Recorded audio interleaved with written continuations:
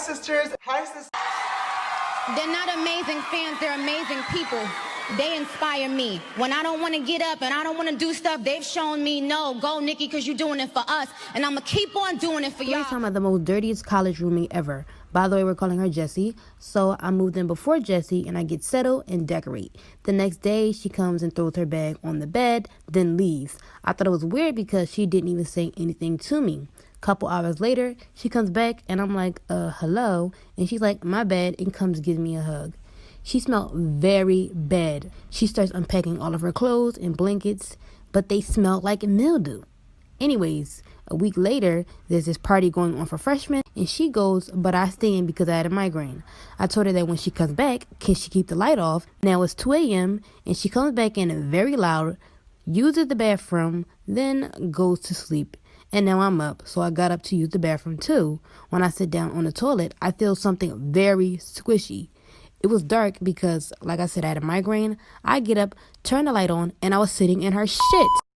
This is a story of the time that I caught my neighbor's mom talking smack about me. So I don't know about you guys, but every single Wednesday in my middle school, we would have a bagel sale. And some people's parents would come in to help out. And my neighbor's mom was one of those parents. And I had a best friend at the time whose mom would also work at the bagel sales. But this best friend of mine, her mom never let us hang out with each other because she felt that I was a bad influence on her.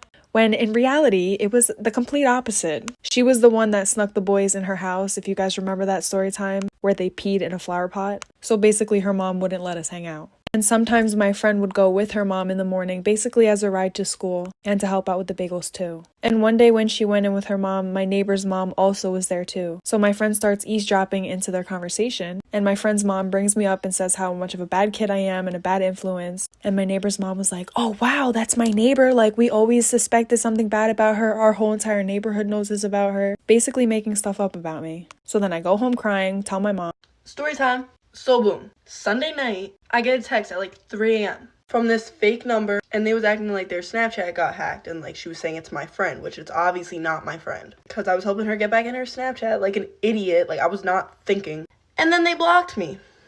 So once they're in my Snap, they decide to go through all my memories, which I've had since 6th grade. I'm now a senior. Super personal and embarrassing. I can't even like show you guys a picture because I don't want to get taken down, but talking about $15 to get put on my premium. So then they're charging people and posting pictures of me on some premium Snapchat from my memories. So I go on Instagram and tell everyone that like I'm hacked. So then they're gonna act like I got my shit back, which I didn't, and then post that they're gonna still do the premium. Like, so then I made a new Snapchat and I hit them up saying some, I literally went to the police station at like 3 a.m. like when this was all happening. So they're basically in the process of tracking the IP address. Pretty sure it's one of my friends. So stay tuned for part 2 when I beat her up.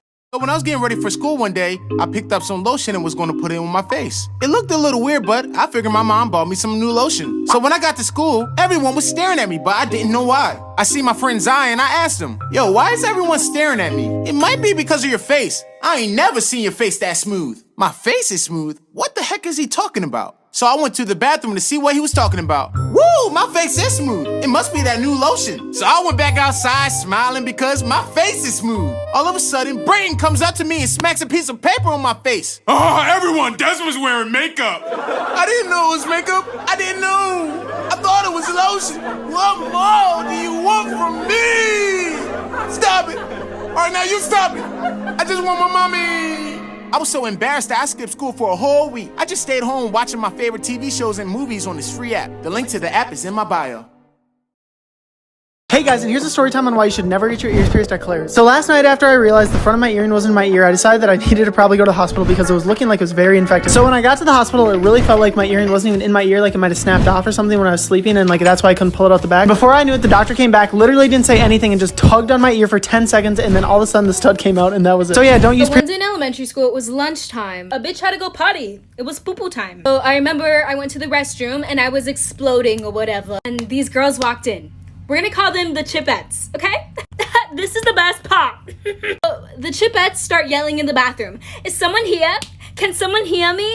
Like, I didn't say anything. I was literally taking a shit. Like, what? These girls, deadass, start laughing. They turn off the lights in the bathroom. They turn on all the sinks, whatever. And they start saying like Bloody Mary or some shit. And then the Chipettes run out of the bathroom and shut the door. So here I am, getting casted on. I remember seeing a shadow. I fell on my ass. And I start screaming and crying. It wasn't good. So someone called the janitor. Janitor walks in to check up on me. It's a guy. So when I was a sophomore in high school, I had this teacher who would only let the students in her class use the restroom one time per semester. Well, one day I raised my hand and I was like, excuse me, I don't remember her name. Can I please use the restroom? And she was like, no, you can't because you've already used the restroom in my class this semester. Well, excuse me, you can't dictate my bladder. So I'm like all frustrated, and I started secretly texting my mom because I wasn't allowed to use my phone in class. And I was like, Mom, I'm sitting in class right now. My teacher won't let me use the restroom. And she was like, I'll take care of it for you. And I was like, okay. So like 5 minutes goes by, and all of a sudden my teacher's phone starts ringing. And she walks up to it and answers it, and she's like, hello?